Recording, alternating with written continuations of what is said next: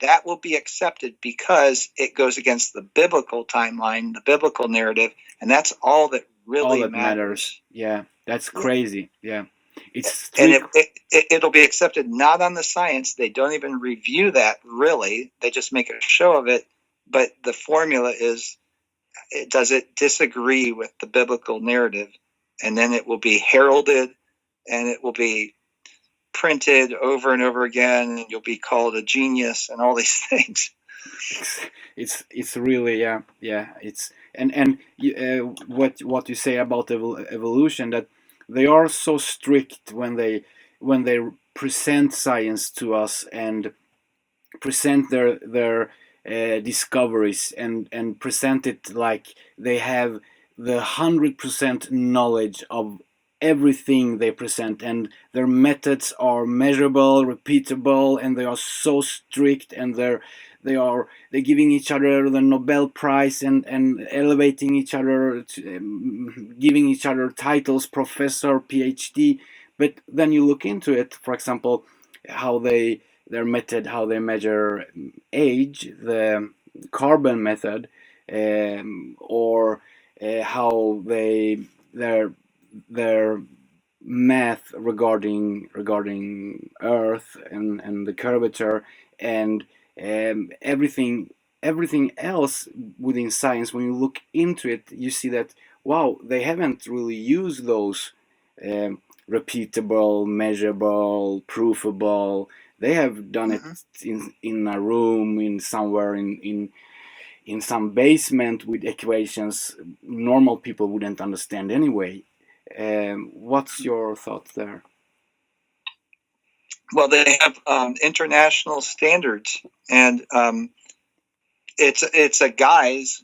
It's a they say it's to establish an international standard, which makes perfect sense. Yeah.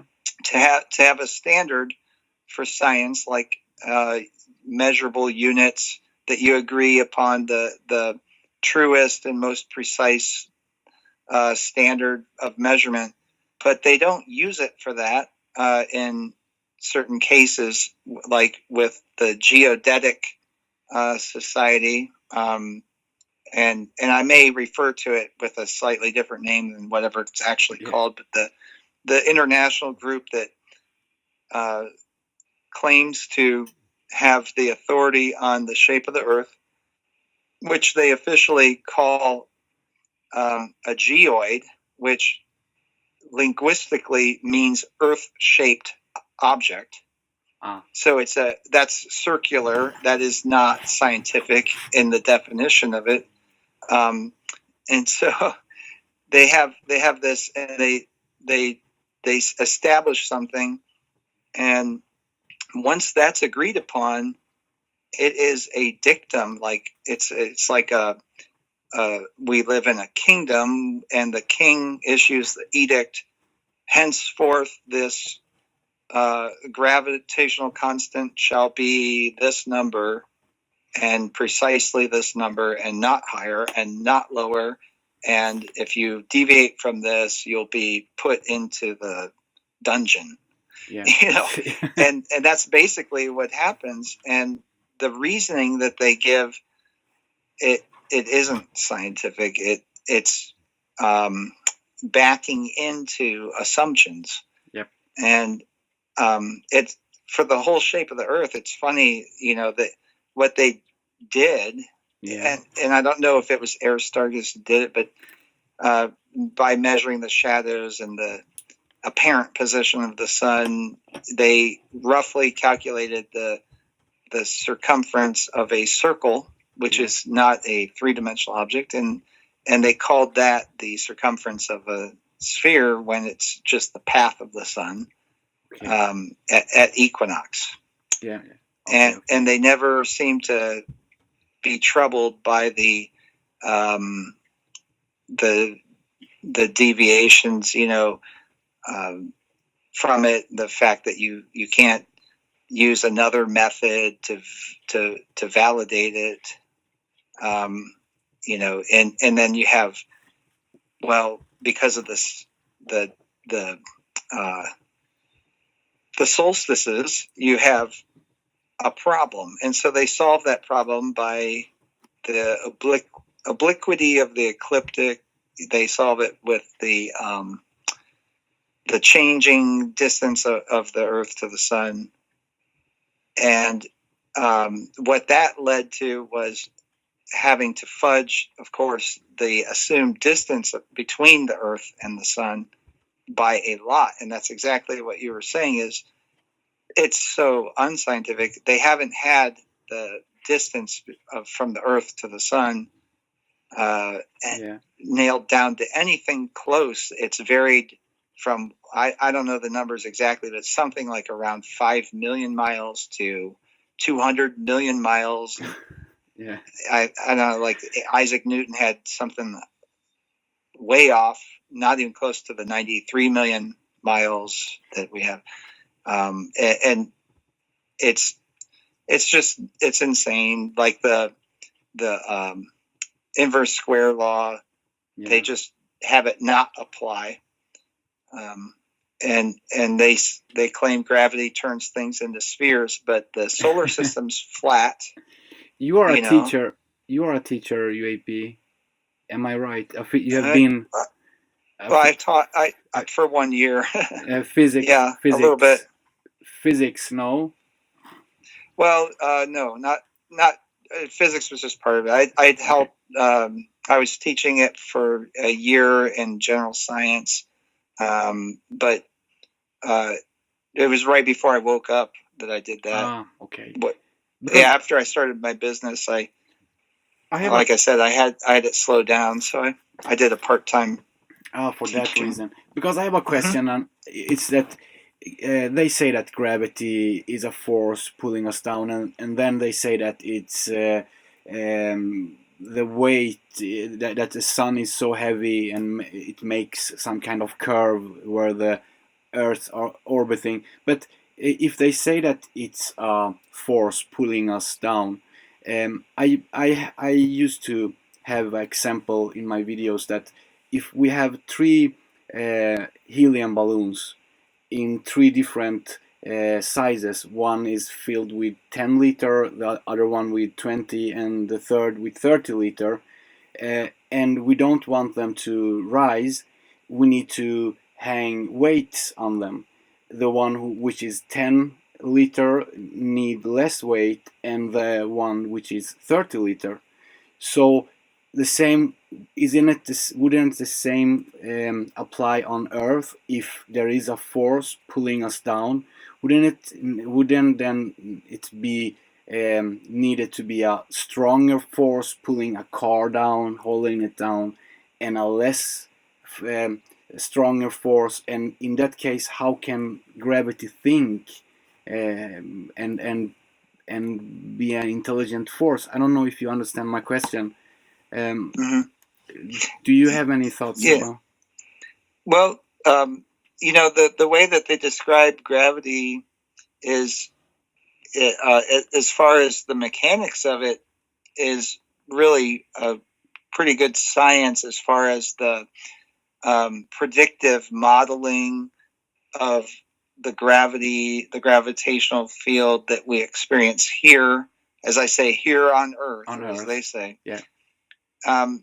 And they're wrong about the universality of it, that everything is subject to the roughly 9.8 meters per second squared, because experimentally you'll see, if you do a vacuum chamber in a tower, drop tower, and you use different elements, they do not fall at the same speed. Okay. And that's revolutionary. That's something that they didn't teach me in physics, and that tells you that it is not simply based on this universal constant. It's not. And even the constant itself hasn't been calculated or measured experimentally to the same exact number, given the error and precision of the particular test.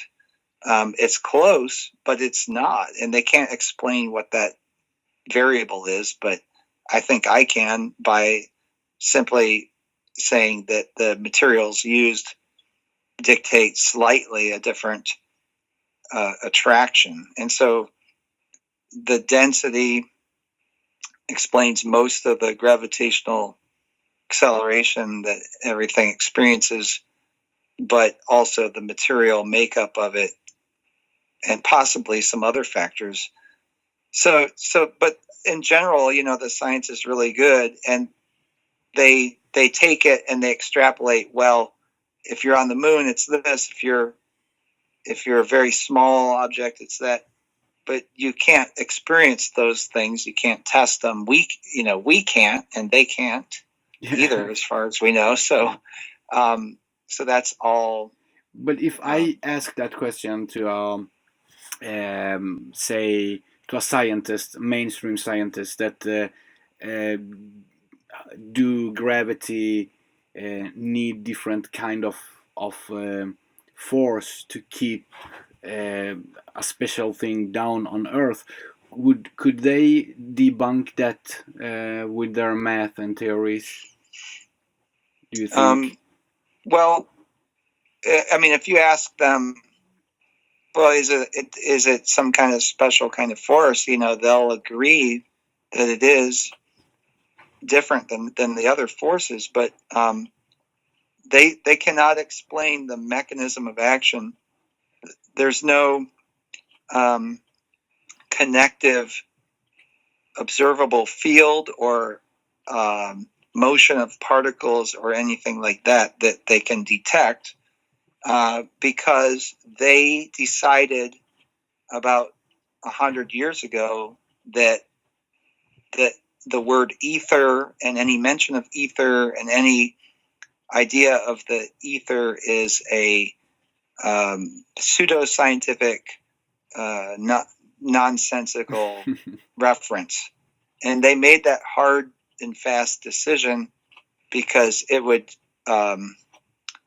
invalidate a lot of the things that they were pushing in order to make the heliocentric model work, which in my opinion was to make it seem like science is God and that the Bible is a fairy tale. Yeah. But the fact of the existence of the ether is to me pretty clear, and that has everything to do with gravity. And it's amazing, the flat Earth community, the truthers, are really coming out with some interesting stuff. Just in this past year, this famous or infamous thing with the Behind the Curve documentary and Bob Knodel from Globebusters with the light gyroscope, the laser gyroscope. Yes. I got into that quite a bit in detail, and what that shows is there's a 15 degree per hour rotation of basically what is the ether, the field that we are in, and it's isometric, so it's the same no matter where you are. It's rotating once per day around you. There's this field, and I took it a step further with, if that's the field, if it's a giant toroid or whatever shape it would be, but I think it would have to be a toroid. Yeah. You would expect that there's an outer boundary, and then there's an inner zone where it becomes more intense and things kind of break down a little bit. And so that would be, on the Earth, that would be like the North Pole area, which seems to be kind of off limits, and then beyond the outer ring, which seems to be kind of off limits. Yeah, very off limits. It kind of makes sense in a lot of ways. In other ways, it doesn't, because the gravitational strength should vary a little bit more than what we see, but there could be counterbalances. So, we've only just begun to try to understand that kind of science, having dispensed with the heliocentric model, which just leads us nowhere. Yeah. But if you use, the right hand rule, so if the sun and the whole ether, the firmament moves clockwise. So if you take your right hand and you curl your fingers that direction, your thumb points down, and that's, to me, that denotes gravity. But this field you talk about, would you say it anything physical? Is it any particles, or or is it just? Yeah, it's the background. It's what they call the cosmic background, or they call it the background of the stars. Sometimes. Okay. And so, with all this, all of the orbital mechanics that you get into with Kepler and the planetary motions and all these things, the question arises sometimes. Yeah, of course. Well, if gravity makes everything into a sphere, why is every galaxy and why is our solar system a flat disk? Yeah, exactly. And they don't really have a good answer for that, other than it's spinning with relation to the background of the stars of everything else. So it throws the mass outward and it stabilizes into a disk. So that's their explanation. Yeah. And sorry. I forgot what I was going to say. I say they always have those kind of explanations where, I don't know, either it's always very extravagant. It's the millions, billions, trillions years away, or trillions time bigger than Earth, and there are always those ridiculous explanations when they either with the size, the extra.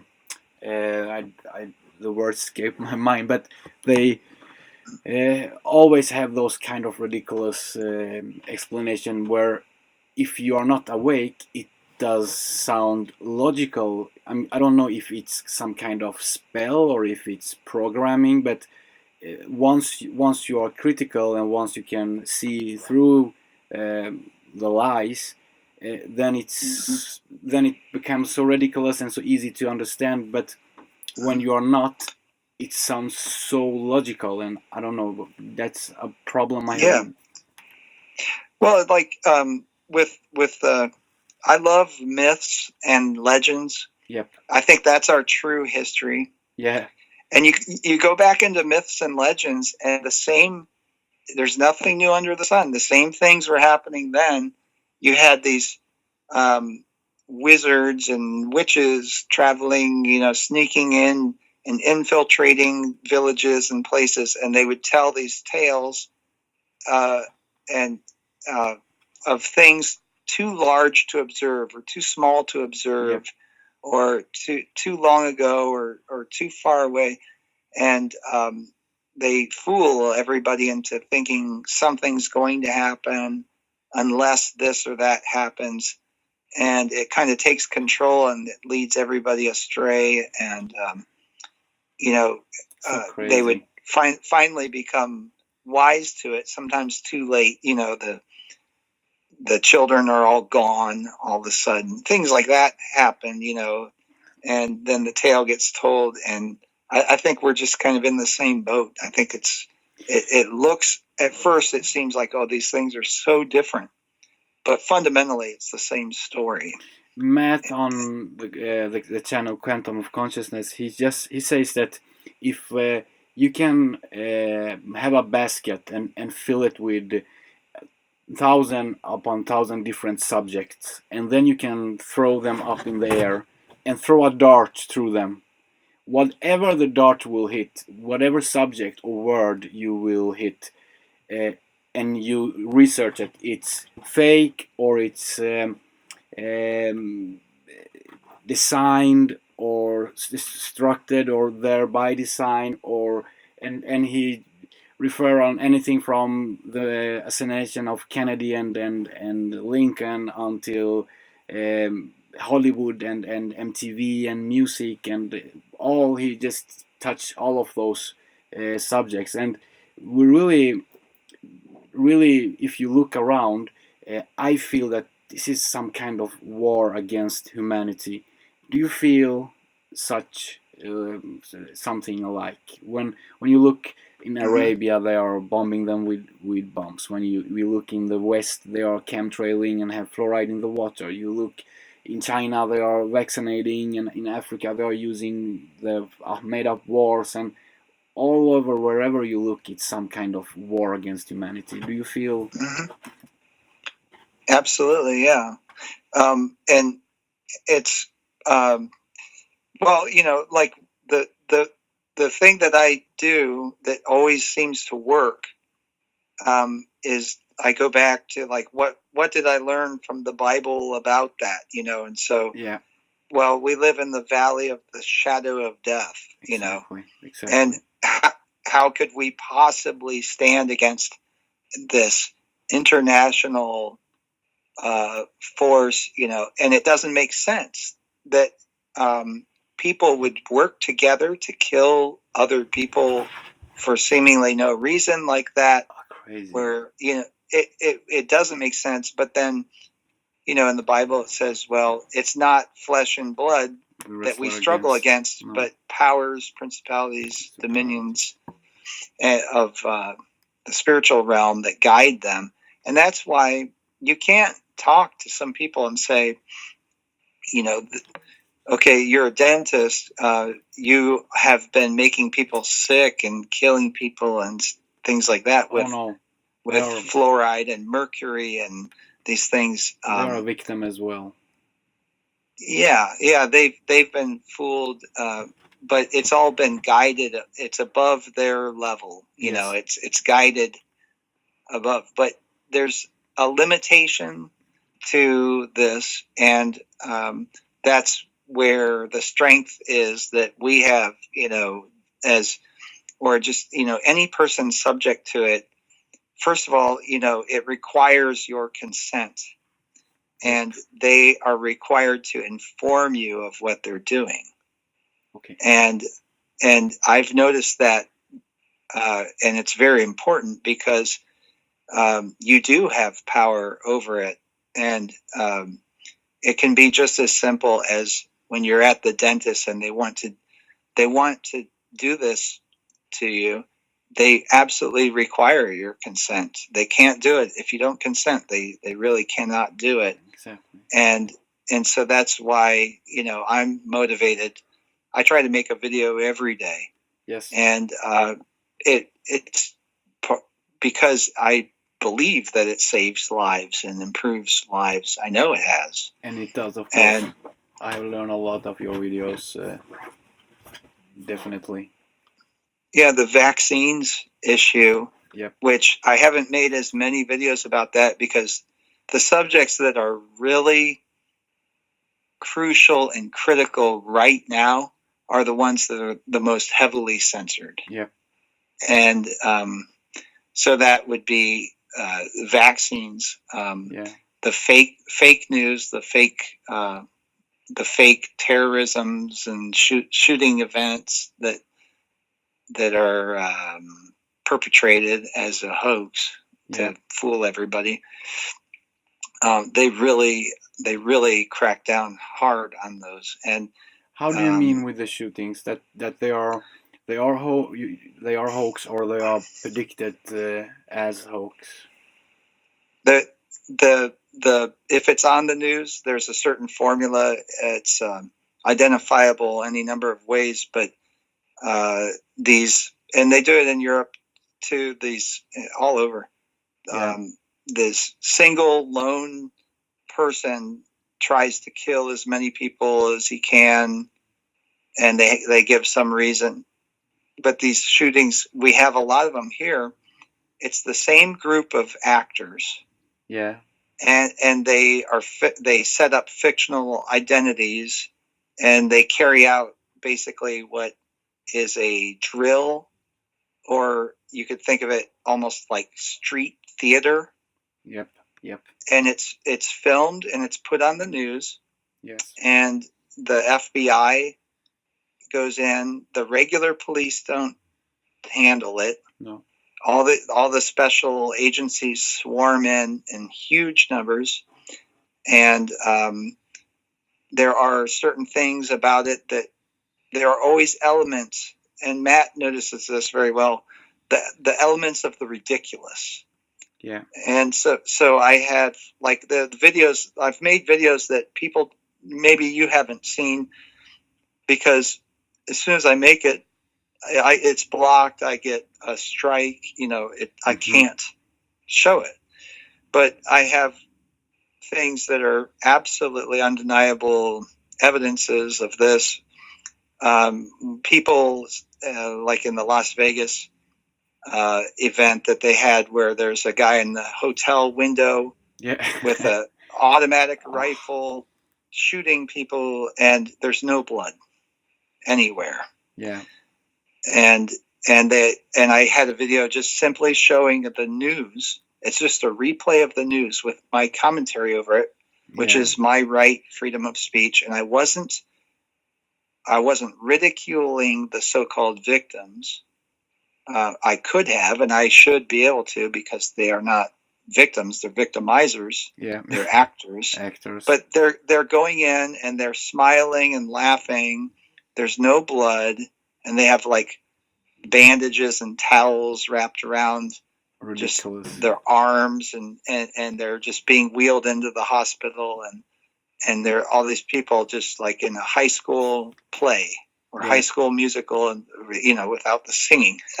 You think and they're just making noise. You think every single of them are like this UAP? Yeah, almost every single one.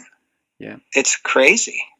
If it goes on the news, it is that way. Now, when something like this happens for real, it'll be mentioned on the local news. It won't be national news, probably, or worldwide, and it won't be picked up. It won't go worldwide. No, but when it's the hoax event, they have specials for it. Yeah. You see, when you really look into these things, like the O.J. Simpson trial, and these types of things, when you really look into it, it is a show. It's literally, it's a TV show. It's a reality show that is scripted, and they have theme. Like, there are certain things shows have to have, and they have special theme music, so they can do the copyright stuff. Yeah. They have to differentiate it.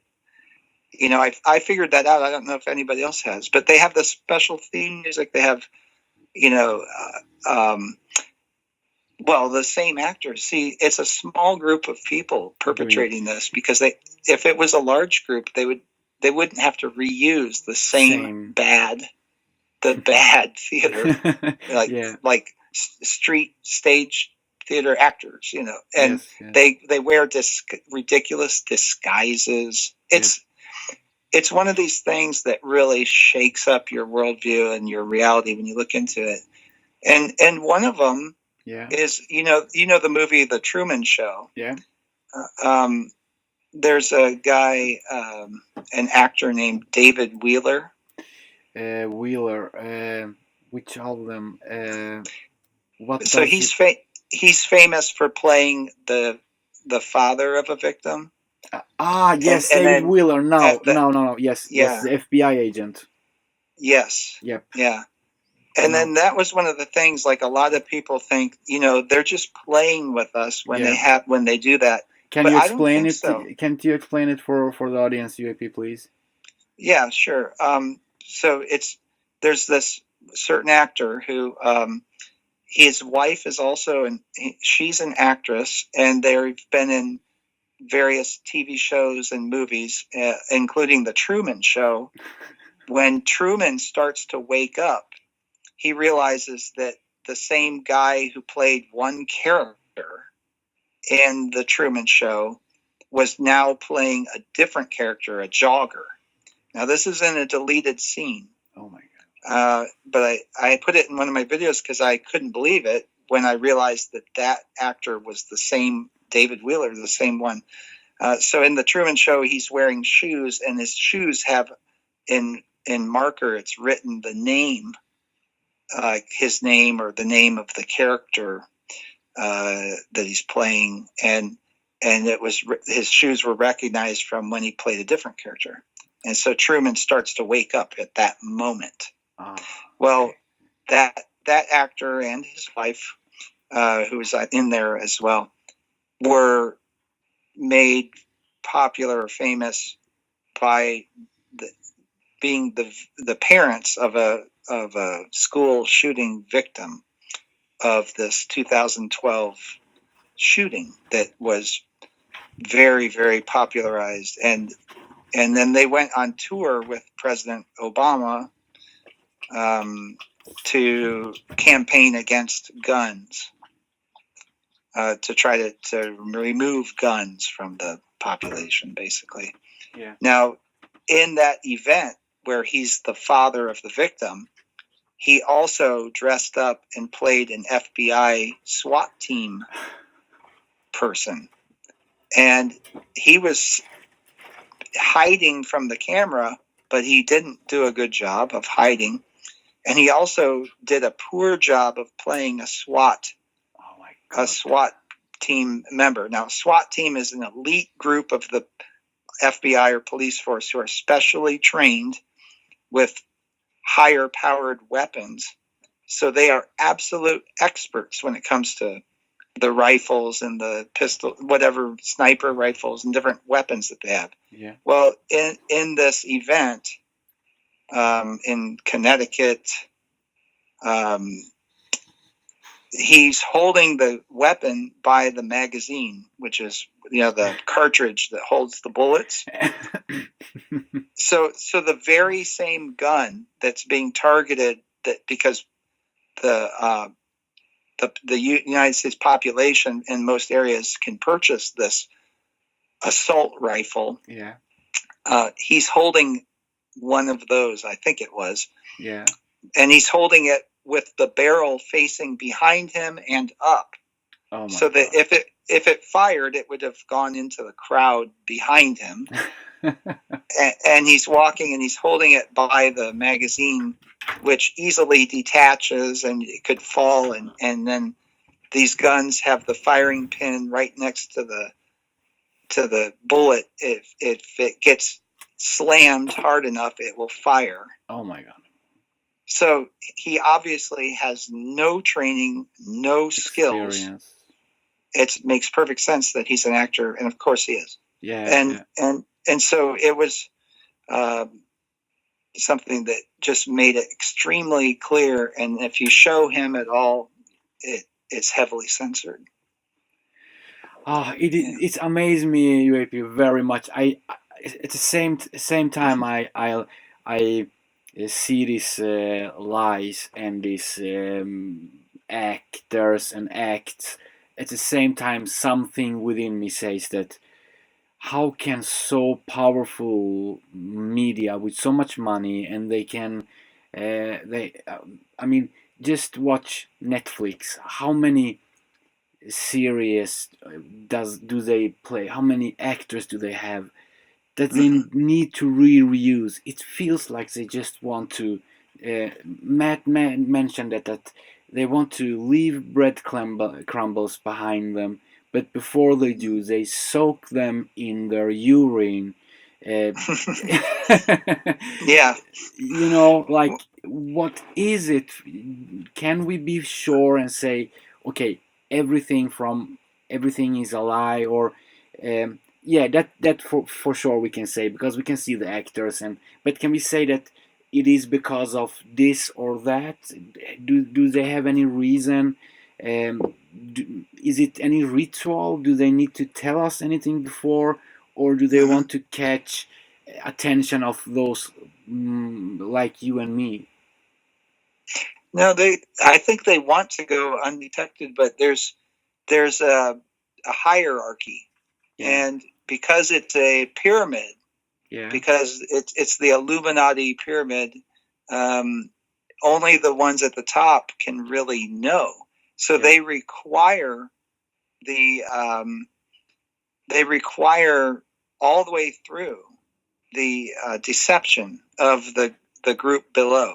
And each layer believes that they know everything, and the group below is the one being deceived. But everybody's being deceived. Except at the top. The puppet and master. and so once you get into this level of participant that is knowingly faking these school shootings and these news events, that higher level of knowledge requires absolute devotion, absolute secrecy, and they can't fail. And so they do everything they can to ensure the success. And so, I believe it involves rituals. The thing that I thought I was doing before I woke up, I was kind of thought I'm on the side of good, battling evil. Yeah. And the evil side, they don't believe. They don't have a faith. They don't believe in a higher power. But I've since realized that they may seem, or they may claim or act like they don't really believe in a God or the Bible or anything like that. The fact of the matter is that they do. Yeah.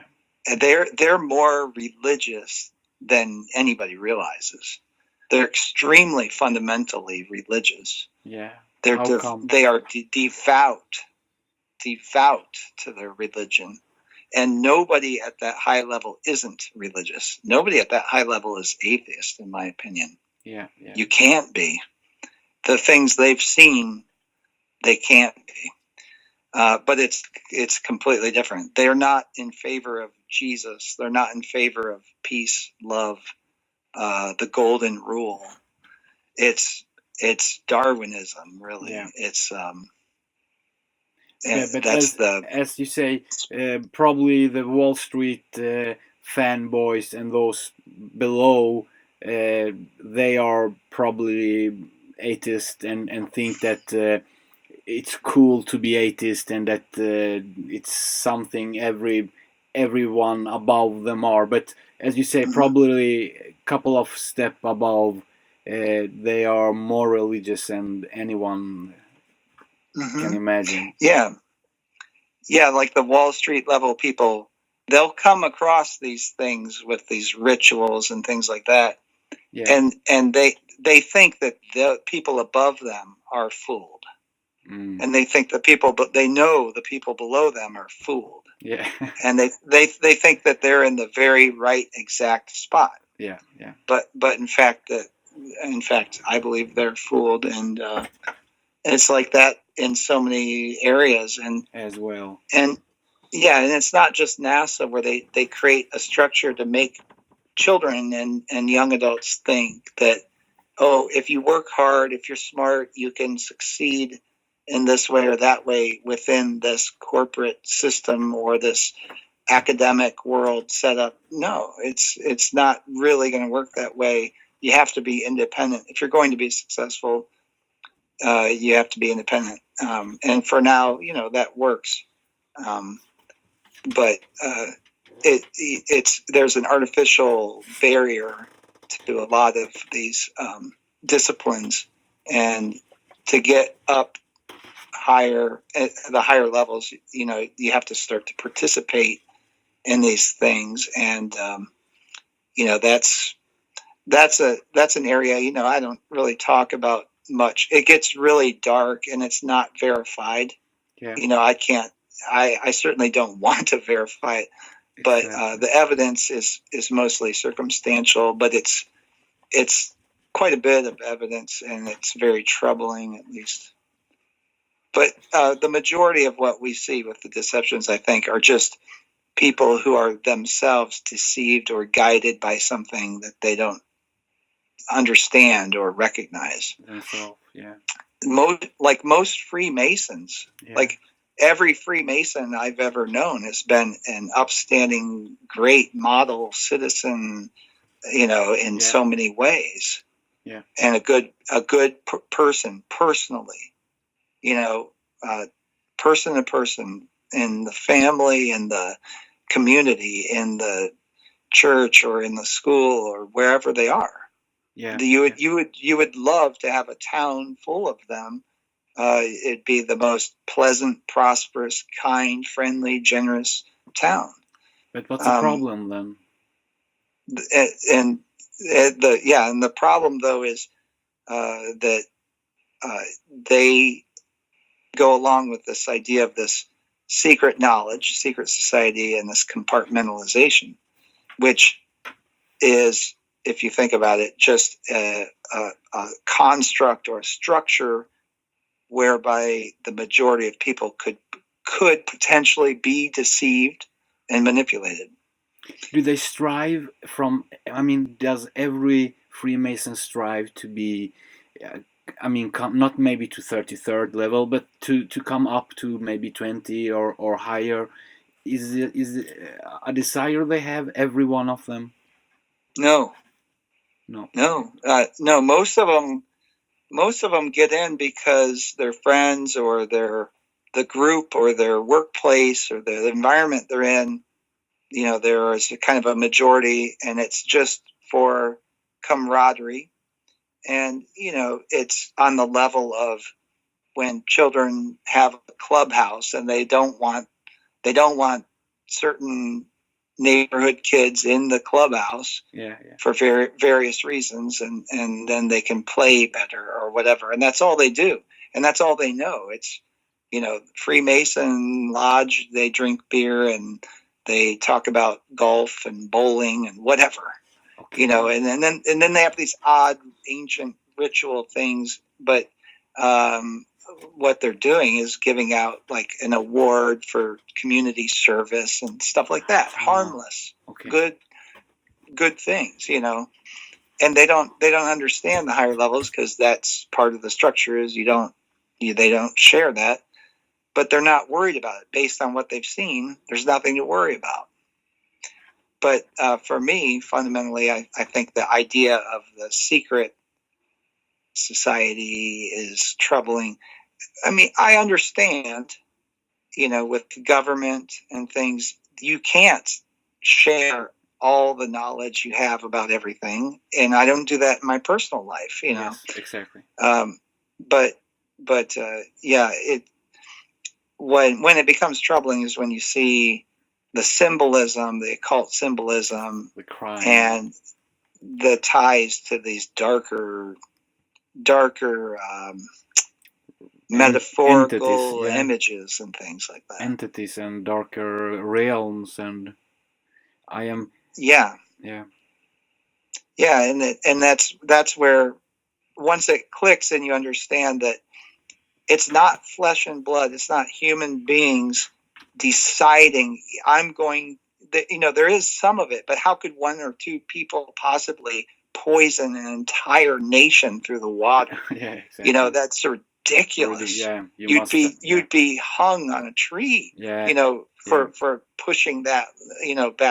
Back in the times when it was done. Yeah. But today too, there's something else going on. Yeah, but today too. Guiding it.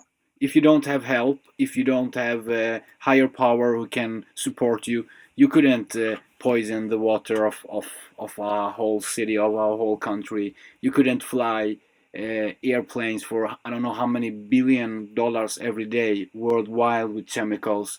They would hang you on a tree today too, I think. But these guys have some kind of power and support from very, very high above, and I don't think we really understand from where and as you said, you quote the Bible that we don't wrestle against flesh. That's so I really agree with you there.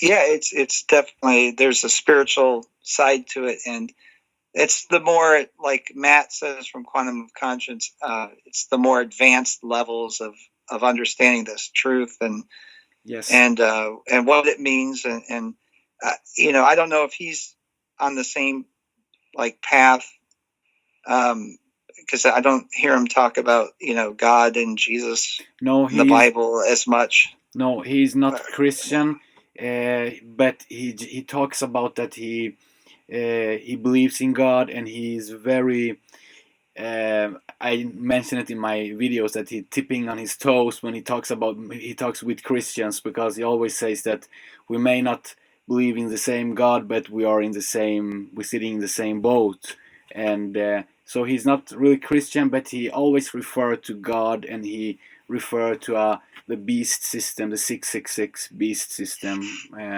and this, as he called it, for the screen. So he talks about the devil and God, but not in that sense, the mainstream sense. But he does some from time to time. Yeah, and yeah, I think people have a hard time figuring out sometimes, like what do people think? Like with me, I seem kind of maybe hard to pin down on it, because you'll hear me say that I believe Jesus Christ is Lord and died to save all of mankind from sin, and the Bible's almost, well, is 100% true, and these types of things. And it's like, well, how can someone like him be like that? Yes. How don't you hate the Vatican and things like that? And it's like, well, here's where I am. I look at the life and everything that Jesus said and did according to the historical account. Yeah. And I look at that, and I'm moved to be a better person. So I'm a follower, and I see how Jesus does things. And just as with on the evil, dark deception side, they have hundreds, thousands of layers. When they do a hoax event, when they did 9/11, when they do these things, there's ritual stuff going on. There's symbolic, there's monetary, there's practical, there's it's a war, there's all these different things that are going on there. But when you look at what Jesus did, there are many layers going on. So I just try to appreciate that, and how he reacted when he came across people who weren't officially religious or whatever people thought at the time of as what we would today say Christian or Jewish follower of God, people of God. He welcomed people that nobody would have thought he would welcome, and that's how I try to be. Like in the private communications that I have with subscribers, I can say that there are people who are akin to the tax collectors and prostitutes that I correspond with, who are my friends. And they know me through the channel, not personally, but just through the channel. But I welcome them and everything like that. And I don't think some of them, a lot of them probably aren't Christians. Yes. But I just do what Jesus did, and I feel right about it. And so it's important. So I don't shun anybody who's not. I welcome Muslims, and the ones that come along, they really respond to that, because they see the deceptions and all these things, and they feel connected to God and these types of things, and they see something in me that they like, and the openness is there that is so fresh to them.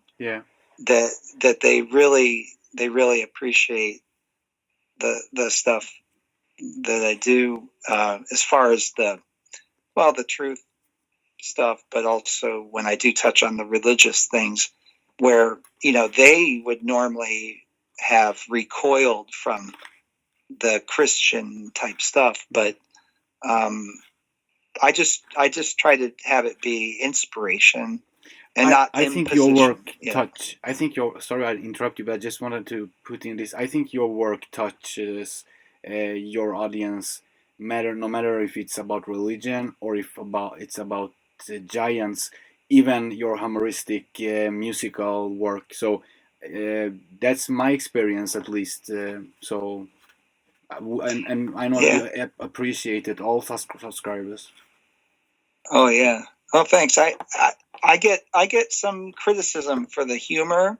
Yeah. Not that the humor not that the humor isn't humorous. I mean, sometimes they might not find it humorous, but I have to do it. I tell you, if I didn't have the humor, I probably wouldn't produce as much material as I do. That's your But I think it's signal. also effective. Yeah, that's your signal. Yeah, of course. Yeah, I think so. I think it's your signal, and it's make a new air coming in through the window from time to time. So, I mean, I wouldn't um, maybe click on many of those videos if there were from any mainstream channels. But when it's from you, I do it because I know it's from you. And for example, TED Talk, for example, I would Oh never yeah. ever click on one of those. But if it's from you, I will of course do it, and it's always a thrill to watch them. Really, so you should definitely Oh, thanks. continue with that. Yeah, and it's so much fun and such of a relief to do that. The thing about mainstream is that what they do is so mechanical. It's so predictable and Yeah, obvious. the same. It's so humorless. Yep. There's no, like the TED Talks. If they try humor in a TED Talk, it is ridiculous. Ridiculous, yeah. So I created the TED Shred series, I love it. and it's fun. Yep. It's it's effective because if you tear it apart and build it back up using the same principles that they originally made it from, Yeah. but you just do it in a different order, it's the most humorous, comical thing that you can imagine. I love it. Also shows your dedication for your work. So, I mean, there are many YouTubers just uh, having their mobile cam and just talking into it, and when that's you all see, of their I mean, when all of you their as content. a subscriber have That that doesn't experience when show you see that dedication, and as somebody put experienced as dedication behind subscriber his as I work, am, the value I'm of his sorry. research and the rest elevates also. So of course, I think the subscriber like me appreciate all of your work, including the humoristic and the music thing. Oh, thank you. Thanks. I try to just put everything I have into it, really. Yeah. And I try to follow the fear. You know, if I'm a little bit uneasy about doing something, Yeah. then I dive in head first, because I learned that with an improvisation class about humor, and that's the lesson I took. the main lesson I took from it is that that's how you get to something that's funny. Yeah. Yeah. So It's like a kind of passion. Oh, okay then. all Thank right. you very much, UAP. It really has been an honor. Now we are off record. Have been an honor, Yeah. really, and thank you for your time. Really, really, thank you very much. It has been a thrill and an honor. Especially, I had a couple of butterflies in my stomach because imagine I've been listening to you for a couple of years now, at least. So it is kind of you got me. It is really an honor to have you. Well, thanks. That's humbling to hear that, and I appreciate it a lot. And hearing things like that really does motivate me to always improve and keep also trying something new to keep it real. And and I really want to thank you from the bottom of my heart for that, and the interview, the questions, everything's great. I'd like to see the results and read the comments, and hopefully do it all again sometime. Yeah, of course. Yeah, it would be really because there's. I feel like it's one of these things where I could just cover any subject with you, and you're going to know a great deal about it, and